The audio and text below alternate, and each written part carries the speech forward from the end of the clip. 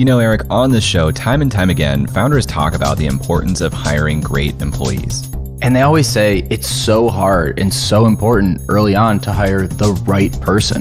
It makes a lot of sense that it's difficult because most founders don't have experience doing high-level searches or hiring top-level talent. And they're also limited to their local talent pool a lot of the times. That's why a lot of founders choose to work with SPMB, one of the fastest growing executive search firms in the country. For over 40 years, SPMB has specialized in recruiting upper management and board members to early stage VC-funded startups and larger growth stage companies too. They bring the knowledge of a large global firm and combine it with the personalized service and attention of a boutique.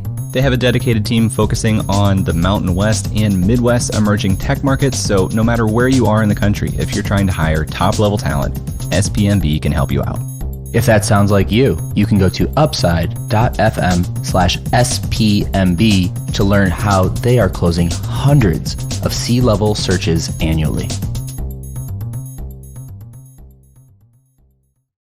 It was a ride, we raised a bunch of rounds.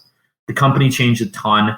The core team, really the first 50 employees, bled for that company and they still bleed for it. But you saw the full evolution of a high growth startup.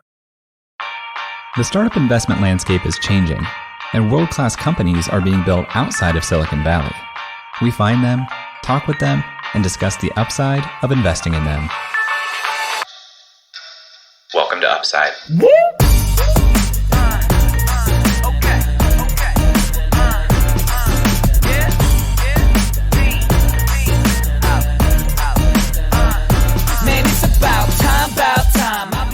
Hello, and welcome to the Upside Podcast, the first podcast finding upside outside of Silicon Valley.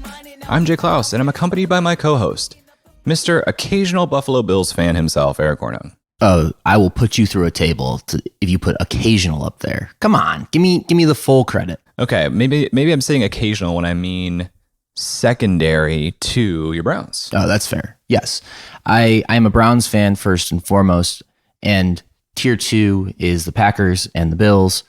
Try to go to a Bills game whenever I can. In a pre-COVID world, that would be more of a once-a-year ideal. In a post-COVID world, maybe it'd be a once-a-year ideal as well. Why the Bills? My dad's from Buffalo, so he grew up a Bills fan. And there's a special connection between the Bills and the Browns, being Lake Erie brothers. So it's good people up there. You have a lot of fun. And I grew up on the eccentricities of Buffalo, specifically the food eccentricities. Have you ever had a beef on weck, Jay? I have had a beef on weck in Buffalo, actually. From Charlie the Butcher? I don't think it's from Charlie the Butcher. I went to some tavern, but beef on weck is this constant when you're in Buffalo. Oh, it's great. Beef on weck, buffalo wings. We always get bison dip when we roll through. Pizza place we went to actually just shut down, which is very sad. Mighty Taco. There's a whole Buffalo culture that didn't really expand out of Buffalo, and it's very cool to go up there, check it out, go down to Orchard Park, jump through a table, have yourself a nice little time. And as many people know, Buffalo, Buffalo, Buffalo, Buffalo, Buffalo, Buffalo, Buffalo, Buffalo. One of my favorite poems. Which is, in fact, a full sentence that is just Buffalo 7 times. Eric, why are we talking about Buffalo? We're talking about the All-America City because today on the podcast, we got connected to Jack Greco. Jack Greco is the founder of ACV Auctions, the first tech unicorn in upstate New York. They IPO'd not too long ago, becoming a huge success in Buffalo. We don't hear about a lot of unicorn or tech activity in Buffalo, but in 2020, ACV's revenue topped more than $208 million, up 95% from the year before. And as of December 31st, more than 750,000 vehicles have sold on ACV's auction platform. You mentioned that we hadn't heard much about tech in Buffalo. I think with Jack coming on this show, that's going to change because he is an introduction machine. How did you get introduced to Jack? Twitter, man. Really? Friend who I've met through Twitter and indirectly through Cleveland reached out and was like, you got to talk to this guy. Talked to him for 15 minutes. And we were talking about, he has a newsletter called Buffalo Bridge. We have a newsletter called Cleveland Tech Newsletter. We were just jamming on that for a bit. And I said, you got to come on the podcast. And so he did. He definitely seems like one of those guys from what you've told me that when you go into a city and you say, who should we know here in tech? I imagine Jack Greco is one of the names that comes up time and time again in Buffalo. Eric seems like he's living his one life that he has to live the best way that he can. Absolutely. And if you, dear listener, want to live the one life you have the best way you can go check out our friends at Ethos Wealth Management. That's a Cleveland-based company. That's a Lake Erie-based company. You can go to upside.fm/ethos to learn more. In this interview with Jack, we want to talk about the Buffalo ecosystem. We want to talk about ACV Auctions. We want to talk about what he's doing now as a member of the tech community of one of the first tech unicorns in Buffalo itself. Should be a unique perspective from what we typically have here on the show, Eric. So let's hop into this interview. If you want to send us a note, if you want to tell us what your favorite Finger Lake is. I'm personally a fan of Seneca Lake. I like how deep it is. I think it's pretty cool. Some people like Canandaigua because it's a fun word to say. Regardless, send us your favorite Finger Lake at Upside FM, or send us something a little longer at hello@upside.fm. Eric, we got to make some big changes to how we do operations here at Upside. This feels like an intervention, Jay. It's a bit of an intervention. I have to give you some tough love. We've had some calendar problems over the last couple weeks. I've had some calendar problems. You don't have to throw the third person on this. I do like to take the blame for you, but this one is on you. And Eric, I think we have found a solution to our calendar and scheduling problems. But there are 101 scheduling tools out there, Jay, that can help you avoid the awkward dance of finding a time to meet. But this tool is by far and away the best one I've seen, and I have looked at a lot of scheduling tools. And I am talking about SavvyCal. SavvyCal makes it a collaborative effort, allowing you to personalize links and allow recipients to overlay their own calendar on top of yours. It's going to make booking guests for Upside and even just one-on-one conversations a complete breeze. You got to see what this looks like. You got to see how it works, because you're going to ask, why wasn't it always this easy? You can sign up for a free account at savvycal.com/upside. That's SAVVYCAL.com/upside. And when you are ready to test out a paid plan, use the code UPSIDE to get your first month free.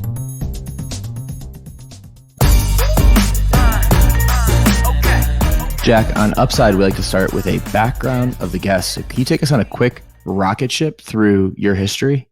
Sure. I am a 37-year-old single dad that lives in Buffalo today. How did I get here?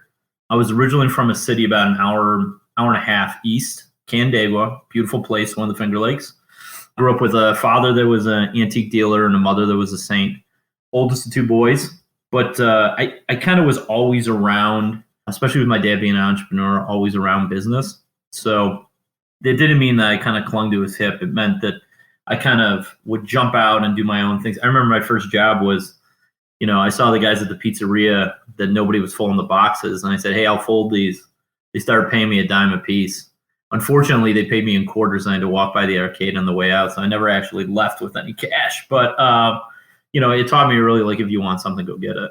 Undergrad and grad school, University of Rochester. I've lived in Western New York, really this area between Buffalo and, Syracuse my entire life. I love it. Rabid Bills fan. I never had a job that I wasn't fired from. That includes one of my own companies I founded.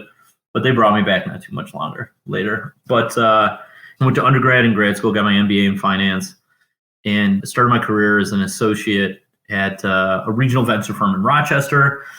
Did that for 3 or 4 years, broke off and started working on my own. Really, I've kind of like stacked relationships and experiences. It's more of like a fiber.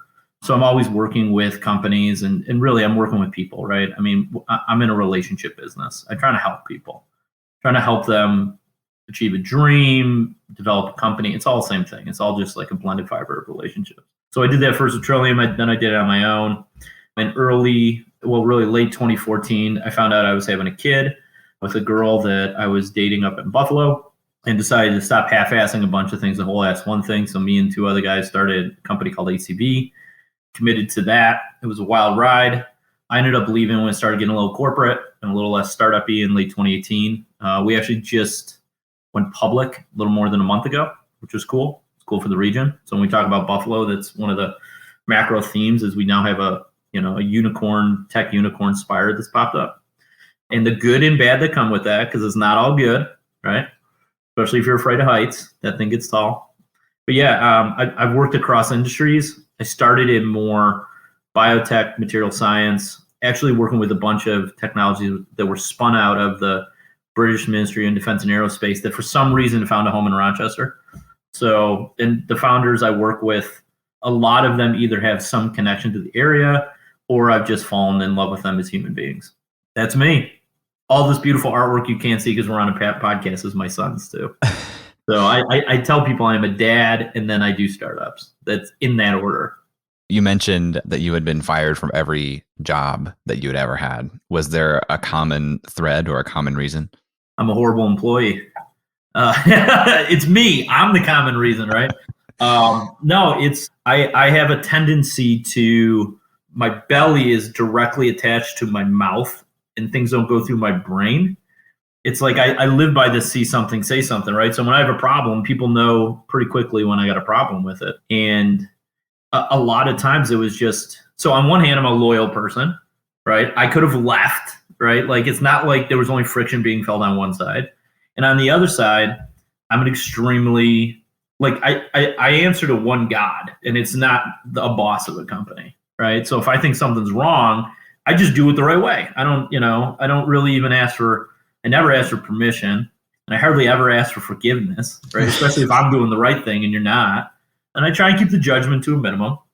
You combine those things together and you get a guy that, hangs around until you show him the door. And then sometimes he doesn't leave, right? I'm the guy at the bar that has wedged himself in the doorway that it takes multiple bouncers to move when I'm inside a company. So, but it's worked out okay, right? I mean, what that means is my true calling is like working with people. The second, I've gotten really big into this whole understanding personalities are the armor to our fears, right? And my fear is being controlled. Well, guess what? When that's where your raw spot is, everything it touches, it sets you off. I've at least come to appreciate that in myself. Talk to me a little bit about this 5-year journey that you had with ACV. What led to the start of it? What growth looked like for the 5 years that you were at the company?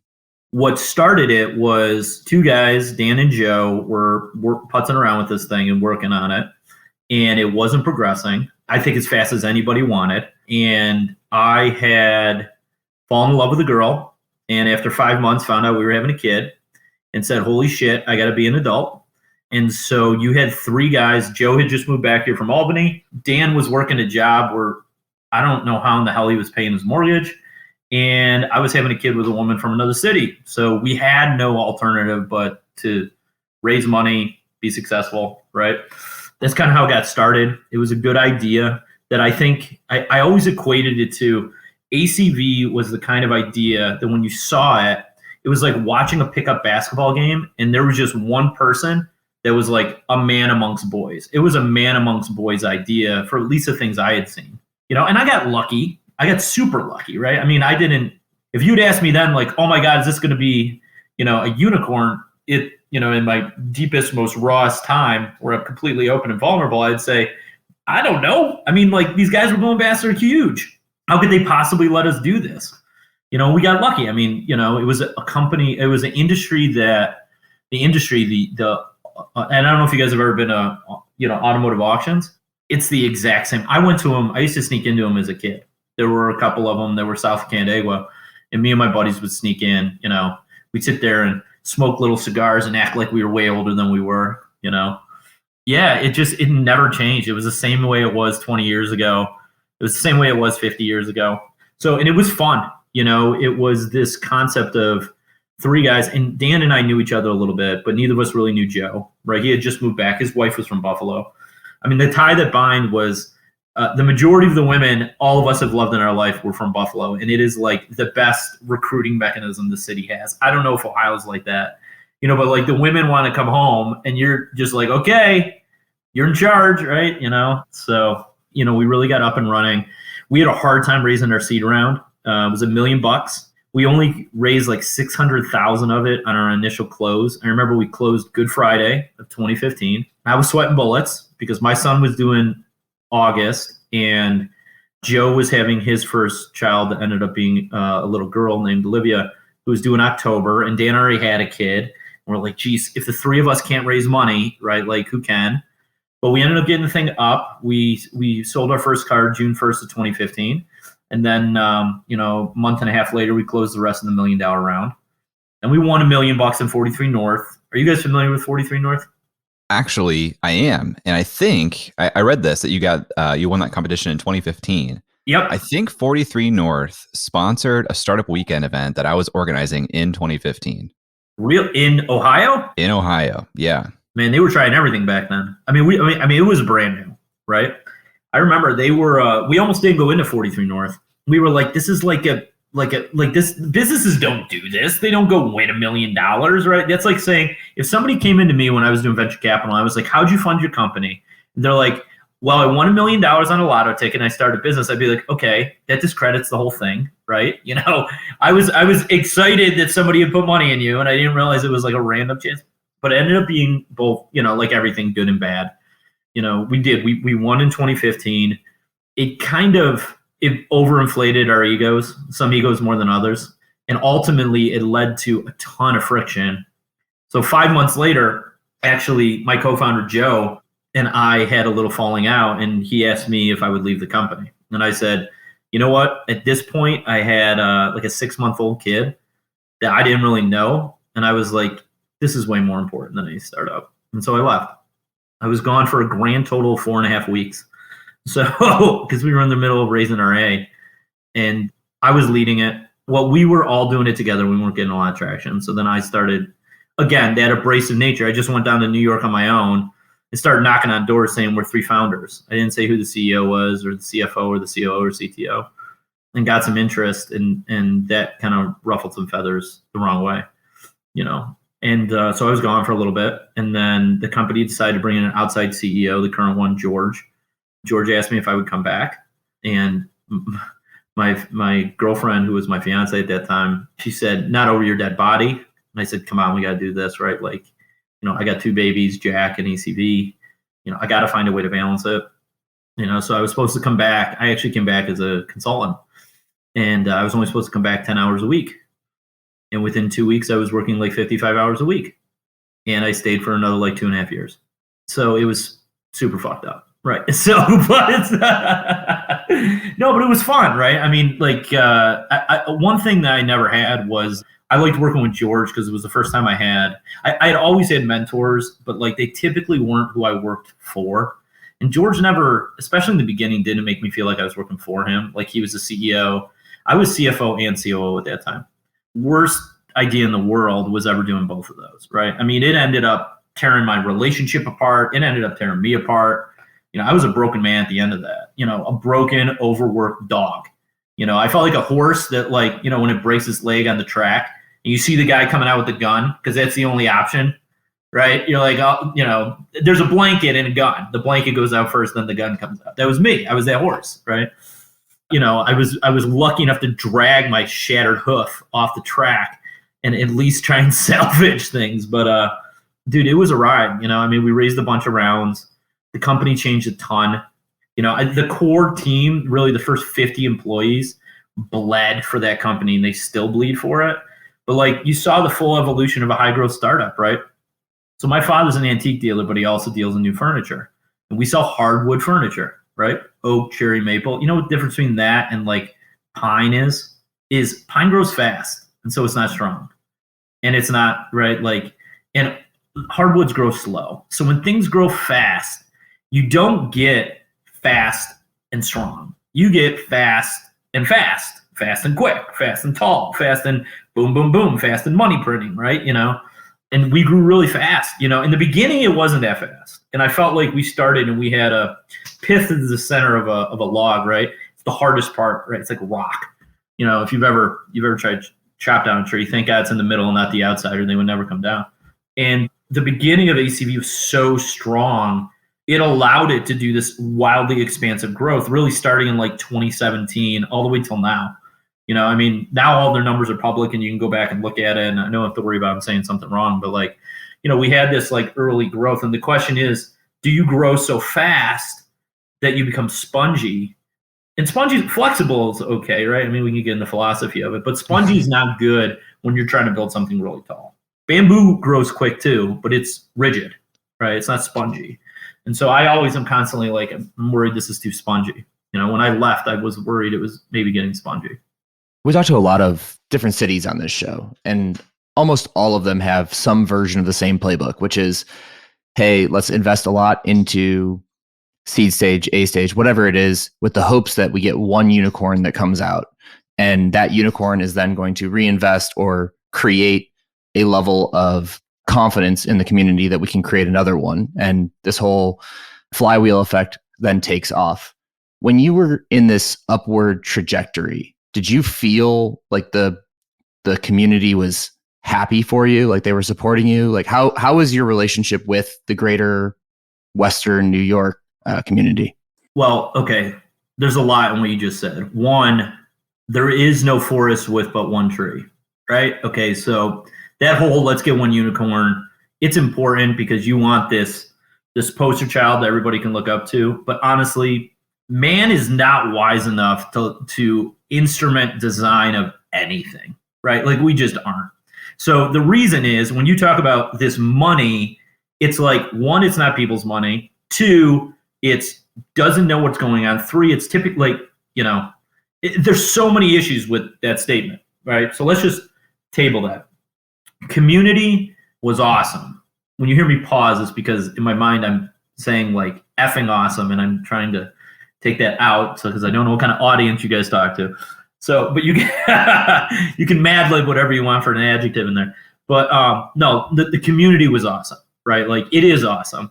I'm not from Buffalo. My mother's from Buffalo. My grandmother was from here, and my whole family on that side. So I have some blood in me from it. But in Buffalo and Rochester, I don't know if it's like this in Ohio, but man, they are very different cities. Completely different. We'll go to the same Bills game, but besides that, people just don't, you know, they don't mash. So the community was great, right? I mean, with no community, we would not have, I think they got like 500 employees in Buffalo alone right now. Almost all of those are sourced locally. No community, no employees. No community, no, you know, I mean, a lot of people called us like one of the quietest unicorns. You know, like the company just didn't brag a lot about it, but any of the bragging that was done was typically done by the city, you know, and they championed us. I mean, they did, you know. Now there's a lot that comes in, right? Like all of a sudden, you know, this goose craps out something that looks like a golden egg. You get a lot of different people around the goose, right? You get nice people, you know, you get vets to make sure that the goose is healthy. And then you get people that are like pulling blood out of the goose to try and clone other gooses, right? Or geeses, right? So we got both, right? I mean, we got a lot of attention. Some of the attention was good. Some of it was bad. I'm a dad of a 5-year-old son. Some attention's good. Some attention's bad. Same thing. But the city definitely rooted for us. We're a city that roots hard for what we care about, and it was no different with us. I want to hear a little bit more about this because this is a perspective we don't get a lot of the time. What does some of this bad attention look like when you reach a level of stature where people just want something from you? Well, we're 3 white guys. None of us were the hot chick in school, right? You could probably ask them what it's like too. But bad attention is, it's not fundamental in its, so it's not altruistic in its purpose. It's not fundamental in its execution, right? Even when we went through 43 North, right? There were people that said, we want to help you. You saw this sheep wool, and then you saw a little wolf snout sticking out in the front of it, right? I mean, it just existed. Part of the reason kind of the band broke up originally was because we were getting a lot of bad advice. You know, your first crack through being in the limelight, the first couple of people that reach out to you, you're like, oh my God, you get so excited. You're like, people care. I've done something. I've achieved something. And you're kind of looking inside you and you're pumping up your own ego. And then once you've been through it a while, you're like, holy cow, this is a lot of people. The noise is all these people, congratulations. But the signal is, I want something from you. I want to sit on your coattails. I want to say I'm part of this. Like when Wilt Chamberlain scored 100 points, like they did, I forget who it was, somebody did some type of tally, and it was claimed that like 20 times the attendance that day claimed to have been at that game. And those are just stated claims.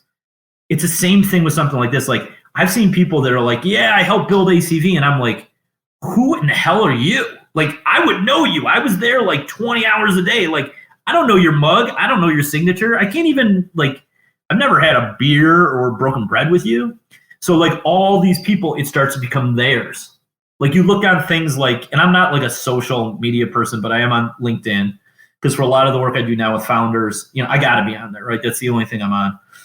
But, you go and you see these people and like, there'd be some people that took the proper approach, like, look what we can create in Buffalo, right? Because we never wanted it about us, right? It was never about Dan, Joe, and Jack. It was about really good earth can grow something, right? A seed can grow in good earth. And I want to talk about the earth and I want to talk about us as the seed. But then you'd see these other things that was like, people with their arms around us being like, I did this, right? And it's really hard when you're not trying to take credit for something. When you're around people who are trying to put credit on you and also take it, it just kind of fucks with your mind. So, it was bad attention, it was. And all of a sudden, the statement, money and power make you more of who you already are. Like when everybody's broke and you're sitting around the table, everybody's drinking PBR, right? It's not because it's the cool thing. It's because it's the only thing you can afford. But when things start changing, attitudes start changing, right? Egos start changing. And if people aren't helping compress those egos and keep you grounded, it's bad attention. If people are inflating those egos, it's bad attention. If people are like keeping you honest with the person you are, it's great. But so like, it doesn't matter if it's financiers, VCs saying, we like this part of the team, we don't like this part of the team. I was in meetings like that. Hey, this person's weak, this person's strong. And it's like, we're a team. But you got to make sure you function as a team, right? So all the cracks get magnified when people get closer and everything gets zoomed in. And some people will take care of those cracks and some people will help you patch them. I want to zoom into the statement you had about you want to build good earth and be the seed in that good earth. So talk to me about Buffalo and the earth there now and how you're thinking about raising up the ecosystem generally.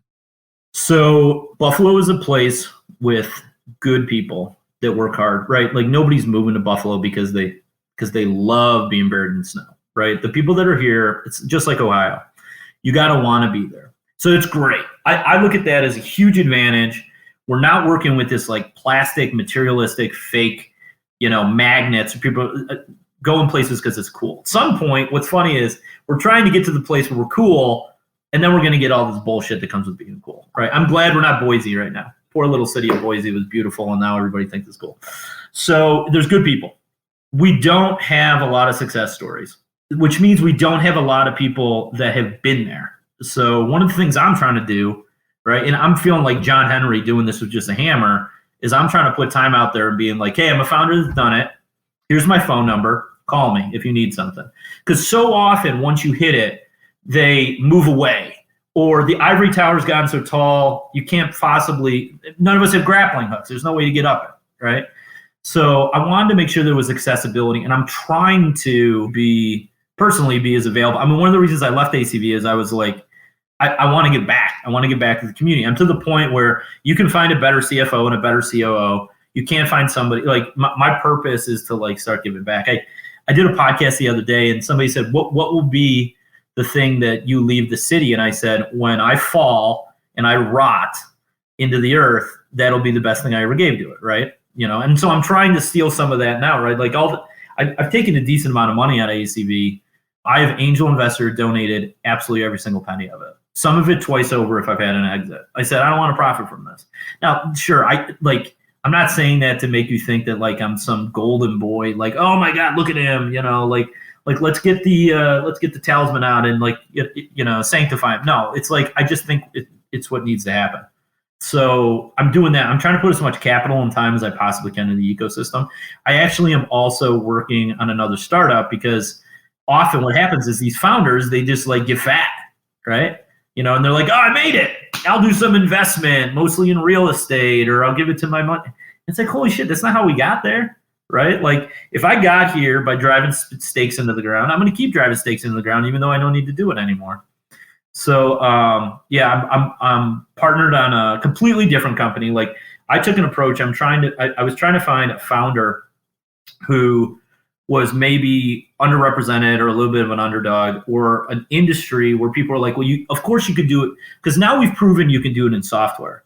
Now I'm working on a consumer goods company where it's like, well, shit, like what's one of the hardest things to raise money for when you have like a physical good, and what's one of the hardest things to do? It's tough when the guy I'm working with, great guy, he's had a couple successes, he's had a couple failures. And in Buffalo, it doesn't matter how many successes you have. They only count the failures, which is wrong.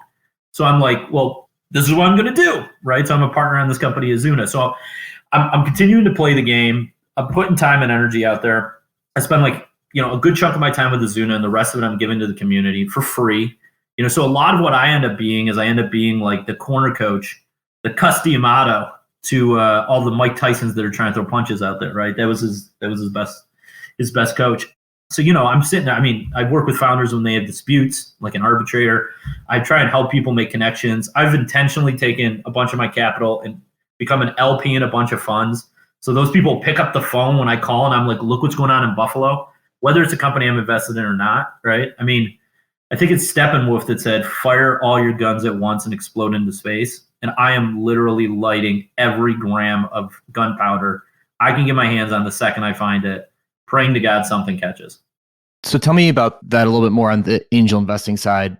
When you're doing angel investing with a philanthropic or mission-driven purpose where you're kind of lighting all those guns on fire at once, how do you decide what to say no to? Or do you say no? I do say no. And I don't think of angel investing as philanthropic. I think sometimes we try and play that as it's mission-driven is the statement that I highly resonate with, right? Like I have a donor advised fund that can only go into 501c3s. That's my philanthropic stuff, right? And I do that completely anonymously, and it goes wherever my heart tells me it should go. But when it comes to angel investing, no, I don't.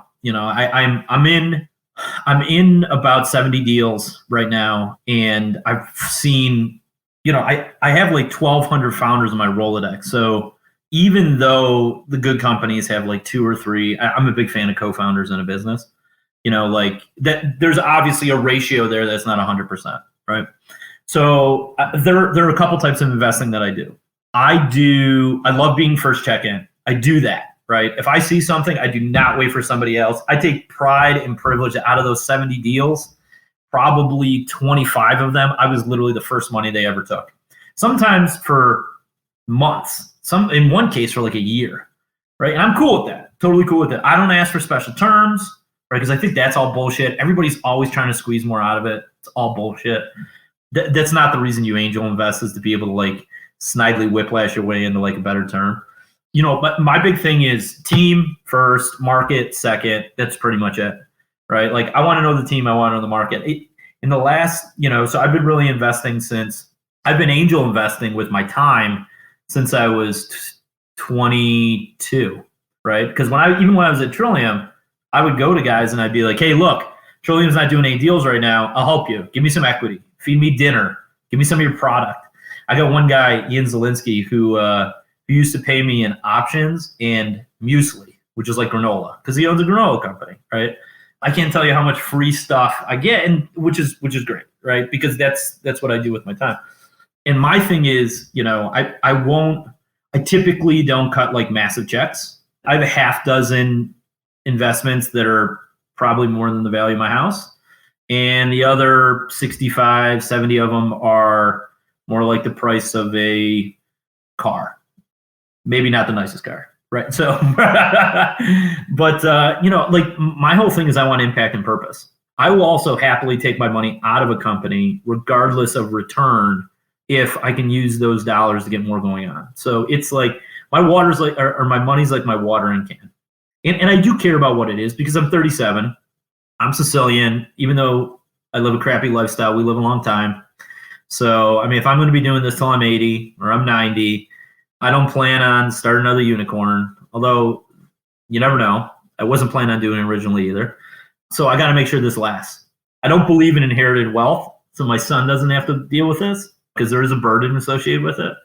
But I make my investments like, well, both my time and my money, because those are my, and my energy goes across both of them, but that's what I control. I make my investments like I'm someday going to be judged on what I did with what I had. Okay. So that doesn't mean I give money to good people. You got to be a good person in order to get it, right? That is one of my defining characteristics. If I would not let you hold my child, you will not get an investment from me, period. And I've missed out on good companies because of that, but that's fine. I take this impact approach, this mission-oriented approach to saying, I want to make sure that when I die, there's a forest here, not just one big tree.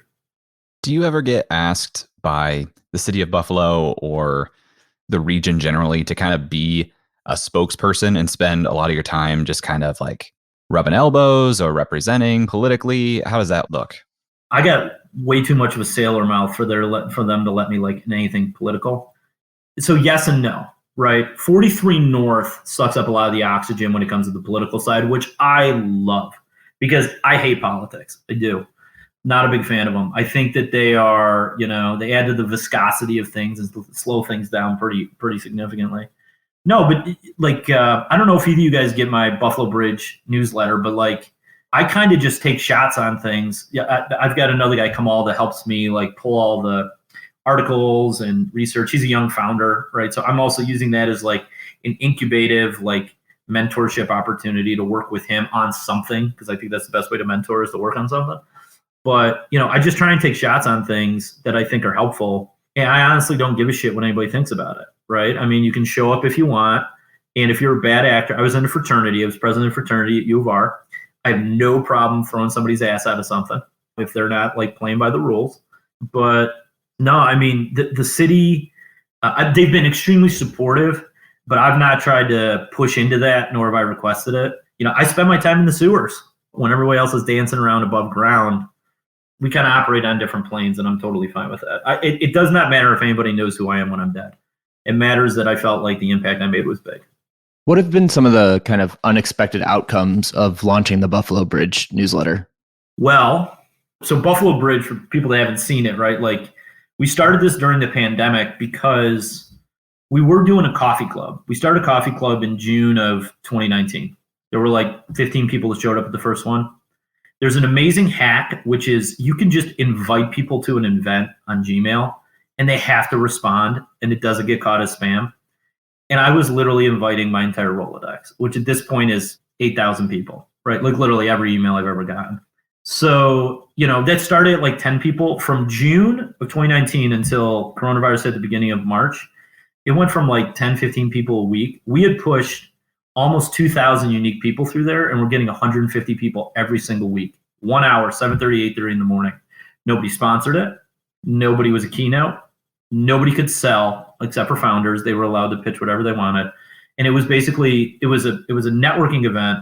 It was like a happy hour with no boozing in the morning, because I didn't think that, we had kind of, as a community, been like, well, at some point we need something different. And then when that sunsetted, all these people, I was like, okay, we've built a village, right? Like all the corn died, but everybody needs to eat. So I guess we're going fishing. And like the bridge was going fishing. So it created, we tried to keep this like connectiveness together. The great byproducts of it are, at this point, we get between 1,500 and 2,000 people to open it every single week. And it's not the same people every week. I usually try and write for some reason, I don't know when coronavirus first hit, I started drinking all the expensive booze people had given me that I was saving for God knows what. And so out of that, I thought, oh, what a cool idea to like break up song lyrics and write something in the middle of about humanity to start the thing.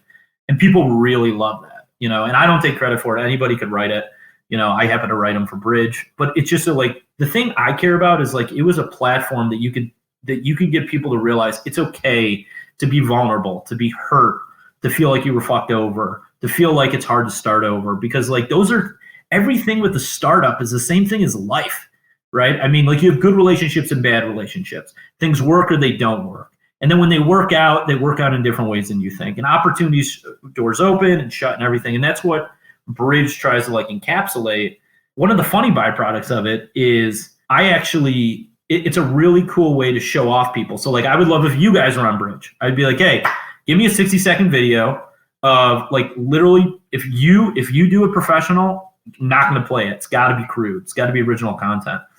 And the number of people that are actually willing, like every single week, I think we've done, 60. I actually keep them numbered because there's a song for each one. I think someday I'll make like a CD set, burn it because my computer's old enough to still have a CD burner and like give it away to people and be like, oh, you can listen to these, right? This is the soundtrack to Bridge.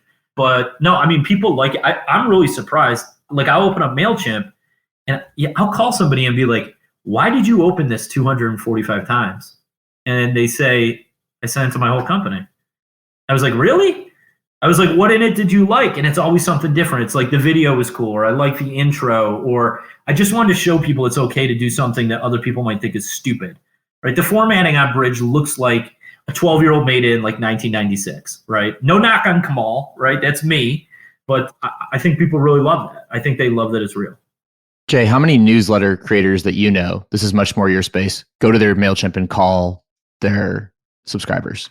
I've never heard it. I mean, people will note, like, why did this get opened so many times? And most people won't realize it's because you sent the same, or you forwarded it on, and that people clicked that from their own independent inboxes. But no, I've never heard that story before. So it gets even worse. If people unsubscribe, I call them and I'll say, hey, Eric, how are you? How are things going? How's your son? Why'd you unsubscribe from Bridge? And they're like, I'm like, it's okay. I just want to know, is it me? Or is it you? Is it me or is it you?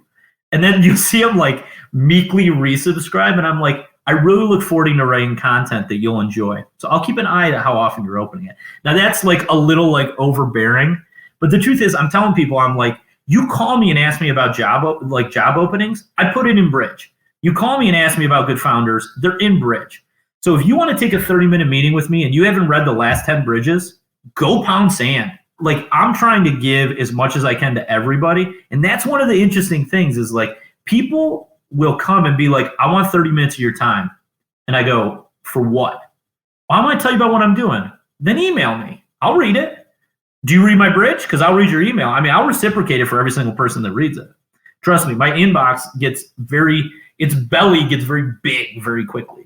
But yeah, I mean, the reason is because Bridge isn't mine, right? It's something for the community. If it was Jack Greco, consulting, I wouldn't give a shit. I would never do that. But I'm like, do you care about Buffalo? Because if you do, you should care about this. You've talked about this idea of a forest a couple times now. It's what you want to build, not just one tree, but a large forest. Give me some context around that. What does the version of a forest you want to leave behind look like? So I don't want to build it. I want to protect it. Right? Because forests will grow on their own, right? If mankind got wiped out, a Thanos-like event that was a little more effective, the forest would all come back, right? So you just have to create a beachhead and space for it to breathe, because humans suck up a lot more oxygen than the trees push out. What do I want it to look like? I want it to look like a place where people are happy. I want it to be a place where anybody can do what they want to do, like not do what they want to do, but I want it to be a place where people can take chances and they're celebrated, right? Where everybody doesn't have like this scarcity, but this abundance mentality, right? I mean, a bird in a tree in a forest doesn't really give a shit about what it has and what it doesn't have. I mean, literally makes its nest out of crap that's dead, that's laying on the ground. I mean, you want to talk about an abundance mentality, like watch a bird, right? Watch anything that isn't a human being. So to me, a little bit about this forest concept is like, at some point, humanity kind of like took a hard turn right and got, I wrote about it last week in Bridge, right? Like this concept of want, right? And in a forest, in a place where you have everything you need, because we already have everything we need, like there should be everything in Buffalo for you to be able to start a successful, impactful, disruptive company that's going to change the world. It should all be here, right? There should be a place in Buffalo where anybody who, if they want to get off their ass, can give themselves a better life.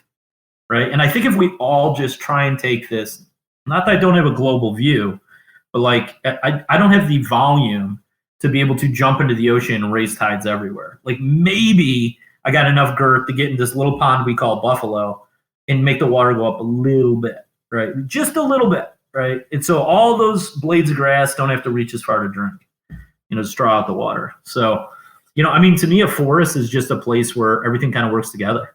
I would rather there was 1,000 good startups in Buffalo than 5 unicorns. Same number of people employed, but like when a big tree falls, it's dead. And it takes out a lot of little trees when it falls. But when the little ones fall, it's just kind of a way of life. This has been awesome, Jack. If people want to learn more about you or support what you're doing in Buffalo, where should they go after the show? Well, I pick up trash a lot on the east side of Buffalo, so you can just look for a kind of a very hairy Italian man over there. I'll send you guys the link for Buffalo Bridge. Just so you know, Bridge is a two-way street. It's a bridge, not a one-way bridge. And I'm not the troll on it, which is what somebody called me once. They go, "You're the troll of the bridge." I go, "I'm not the troll of the bridge. I'm the mason on the bridge, okay? Totally different. And if you have, especially for founders, if you're hiring or you want to be highlighted or you want to just write an op-ed piece and show it to the world and not figure out how to do it, like, you'll have my email, just send it to me. Like, literally, it's a smorgasbord of things. And that's pretty much it. Hey listener, have you ever wanted to get a message in front of the Upside audience but weren't sure how to sponsor this show or weren't able to do a long-term sponsorship? Well, now you can just go to upside.fm/classifieds and let our audience know anything that's going on in your world, whether it's an event, an application, a special coupon or deal, or just letting them know who you are, what your company does. All you have to do is go to upside.fm/classifieds and you can place an ad on this show. That's upside.fm/classifieds. All right, Eric, we just spoke with a 37-year-old single dad living in Buffalo. Where do you want to start this conversation? Connection, man. Bridge. There's a good metaphor out there just for his ability to connect and connect people quickly. Buffalo Bridge is all about connection. The listeners won't know this, but he made about 8 introductions within about 20 minutes of getting off of the mic. He sent us his portfolio. He said, anybody you want to meet, I make connections. That's what I do. I'm a connector. I am a bridge. I am the Buffalo Bridge. Jack is a connector. And the reason that I introduced him as I did is because that's how he introduced himself. You know, someone who is a co-founder of Buffalo's first tech unicorn, someone who is well-known in that ecosystem, who is the Buffalo Bridge. He thinks of himself as a 37-year-old single dad living in Buffalo. And I think that is indicative of his character and the person that he is, which I appreciate. He's very much who he is, right? He's not trying to be anybody else. What do you think his favorite Finger Lake is? Canandaigua. It's fun to say. I loved hearing his story about the start of ACV Auctions. It sounded like he and his co-founders were just in a space where they burned the boats and they said, look, I'm having a kid. I'm going to whole ass ACV Auctions. I'm not going to half-ass it. They buckled down. They worked really hard. They basically said, this is our ticket. This is what we need to do to make a life for ourselves and our family. And boy, did they whole ass it.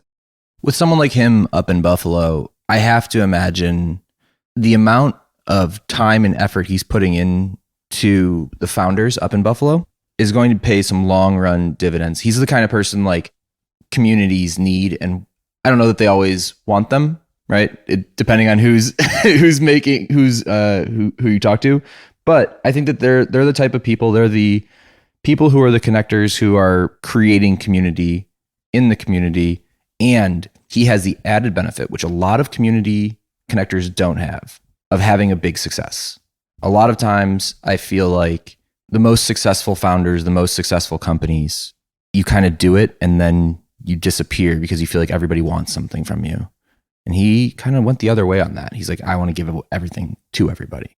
Totally. He has that added benefit of some financial peace of mind, frankly, so that he can spend his time however he wants to spend it, connecting people, giving back to the community. I love the story of the breakfast that he was doing in Buffalo that eventually became Buffalo Bridge. These people are so necessary and so underappreciated in growing ecosystems. I mean, it's not that they're not appreciated. It's just that the return that is generated by somebody like him is not appreciated enough for the amount of effort that goes into that. Even the intros that he sent to us, intros take some time to write. Hosting these breakfasts takes time. Writing this newsletter takes time. None of it is lucrative. It's very altruistic to have somebody doing this. And it's great for an ecosystem to have somebody like Jack who can really lean in and dedicate a lot of time to it. Not only time, but he has the hard-earned experience and insight that you can only get by starting a company and going through a tough seed round that took a long time to raise. They sold their first car in 2015. The company has obviously grown a lot since then, but it was not easy in the beginning. And so he can really relate to these founders. If you have someone who is a connector playing the long game that kind of falls into this bucket of, Jay, I think someone once called you the Walmart greeter of Columbus. You're moving away from that title, but if you know someone like that in a city outside of Silicon Valley, shoot us a note. Let us know who that is. We love talking to these people who kind of have their finger on the pulse of what's going on in a given city or state. We don't discriminate between geographic size or location. And maybe that's you. Maybe you are that person and you want to talk to us, or you want to start your own podcast on the Upside Podcast Network. That could be interesting. You might want to email us hello@upside.fm and give us a heads up. We'll talk to you about it. Otherwise, thanks for listening. I'll talk to you next week. That's all for this week. Thanks for listening. We'd love to hear what you think about this episode, so tweet at us @UpsideFM or email us hello@upside.fm and let us know. You can learn more about us and browse our entire back catalog of episodes at upside.fm. And if you love our show, please leave a review on Apple Podcasts. That goes a long way in helping us bring high-quality guests to the show. Rocky and Sylvester. Super underrated, super underpaid. Today I'm gonna get it and there's nothing in my way.